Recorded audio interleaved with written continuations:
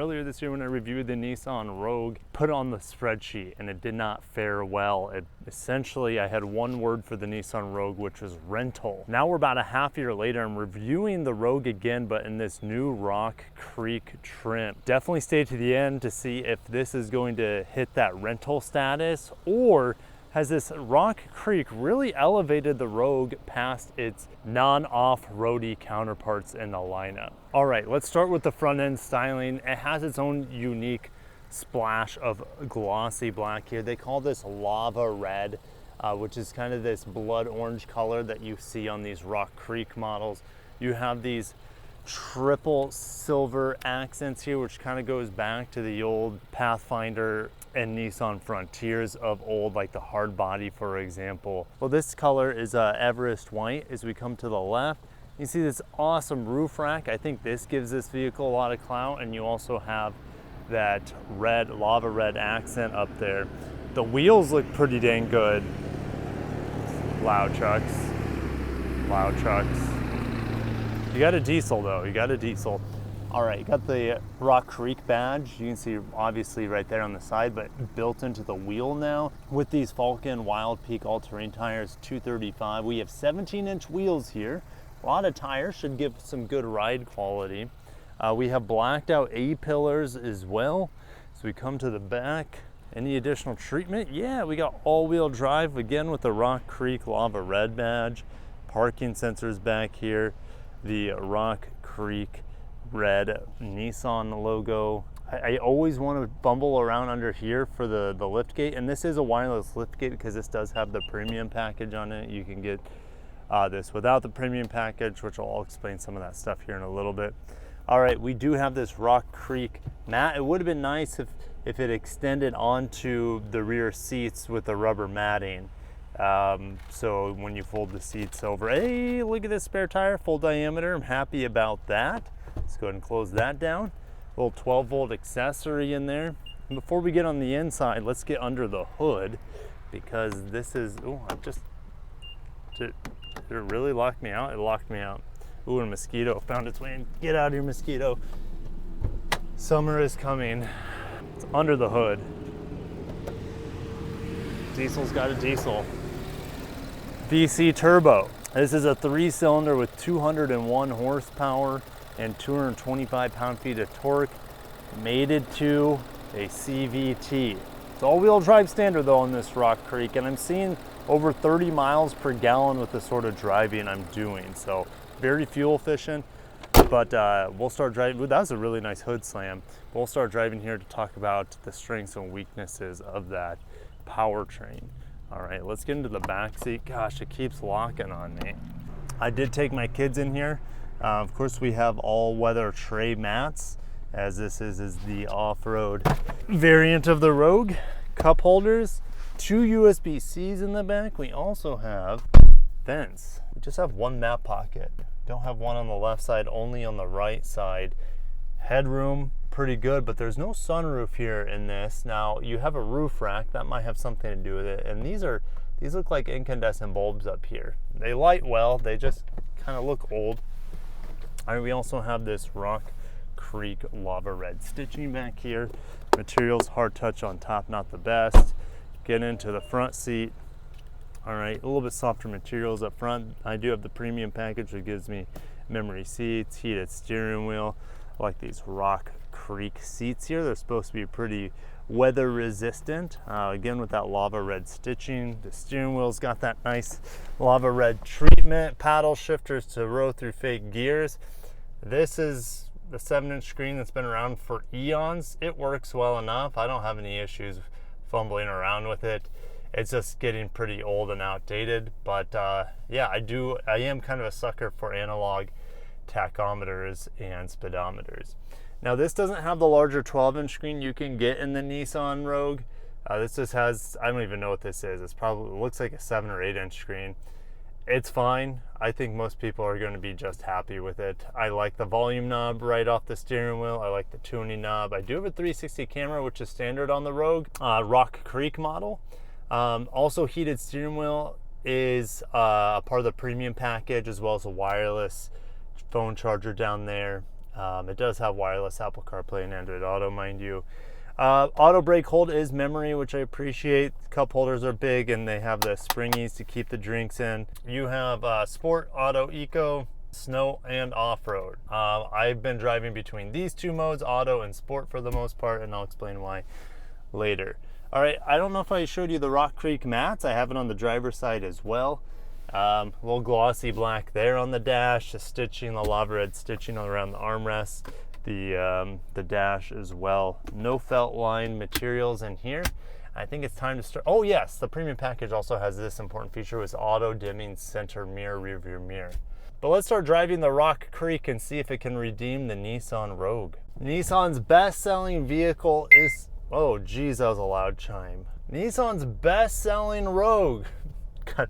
Nissan's best-selling model is the Rogue. Watch it, S5. Jeez. Nissan's best-selling model is the Nissan Rogue, despite Nissan not really knowing what to do with it. Should they send production back to Japan? Oh wait, tariffs happened, and then they brought more production back to their Smyrna, Tennessee plant, which I toured this past fall. It was a pretty fantastic experience. I think it was the first plant I've ever toured before, so that was an amazing opportunity I had. Don't do it, RDX. All right, let's get in the powertrain. It's the same, maybe slightly worse because of the more all-terrain tires. So gosh, the powertrain is why I put this in rental status earlier this year. And it's the same powertrain. Now, it may have been beefed up for off-roading, better cooling, possibly, but it doesn't behave any differently. In fact, I think it might be behaving worse than what I remember. What do I mean by that? Well, I just feel like the CVT programming is fun. There's a Maserati MC20. The CVT programming's fighting me all the time. Like coming from a stop, like you have to nanny the gas pedal because you press it down and then it goes for a little bit and then it like kills the throttle, and then you have to press it down again even further to get more response. I've had this situation in two other CVTs before. The Subaru Outback Turbo had a very, very noticeable dip in acceleration while your foot doesn't move. All right, it just like kills it for emissions reasons. Same thing with the Corolla Cross CVT, the non-hybrid. I've had issues with that CVT as well, and just in terms of response and the car responding to your inputs. It's like you put your foot down on this CVT gas pedal and you're just battling back and forth to get what you want. All right, I don't know if this lady's crossing, not crossing, not crossing. Oh, now this Lexus is going, just confusing. All right, let's go. Pedal down all the way. She's cooking in that RX. She was gaining on me until she decided to cut the throttle at the speed limit. So yeah, that was full throttle there. It doesn't really change at all in sport mode. So going to sport mode, it like fakes a downshift.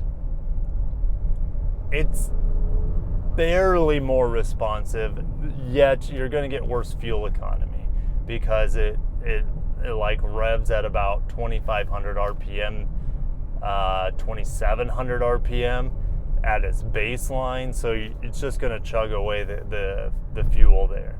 So I keep it on auto, which again has its own issues with a lack of response. All right, powertrain aside, what does the Rogue does things quite well. I like the ride quality in this Rock Creek. I like the comfort. My elbows are comfy on the armrest. My body's comfy on the seat. I have good visibility. The 360 camera, I don't know why I just thought of this, but the 360 camera operates up to 12 miles an hour. So I guess that's good if you're off-roading. Most people are not doing 12 mile an hour, doing technical off-roading in which you would need that 360 camera. So that's good. Again, there it is. You can see the front of the RX in front of me. It's been a very quiet experience in the Rogue Rock Creek this week. The tires are not loud. I was surprised how subdued all the road noise is in here despite having all-terrain tires.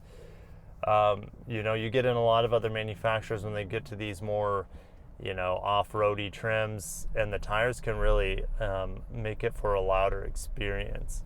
I think, for example, the Pathfinder, I don't know, we're taking this.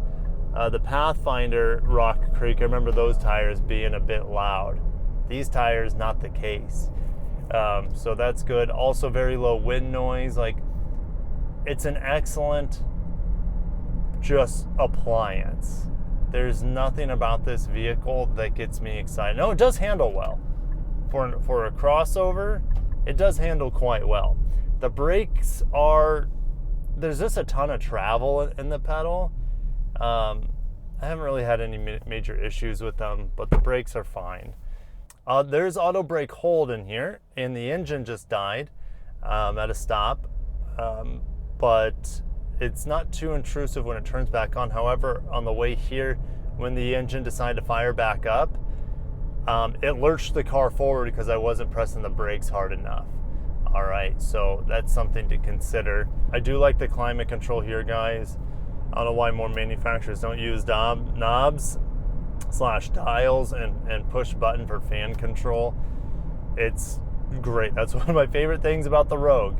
The leather wrap steering wheel is super nice too with this baseball stitching. It's really, really comfortable in the hands. All right, so it's comfortable, it's quiet, it gets good fuel economy. It's capable-ish in this Rock Creek trim with standard all-wheel drive. And it looks pretty cool. But let's head back to the office and give this a final score and maybe see if we can find any deals in my area on the Nissan Rogue. Nissan Rock Creek's in my area. The lowest price I can find with that pre-tariff price, $31,372. Is it worth it? Nah, I wouldn't say that's a terrible buy. I think that's a decent buy for the Rock Creek. But again, I would probably lease this vehicle more than anything. Now, I like other Nissan crossovers much better than the Rogue. I like the Nissan Kicks, which comes in at $22,000. Guys, I would take a base Kicks over a Rock Creek. Save almost 10 grand, sometimes more. Okay, the base Kicks is a good car. I like the styling of it.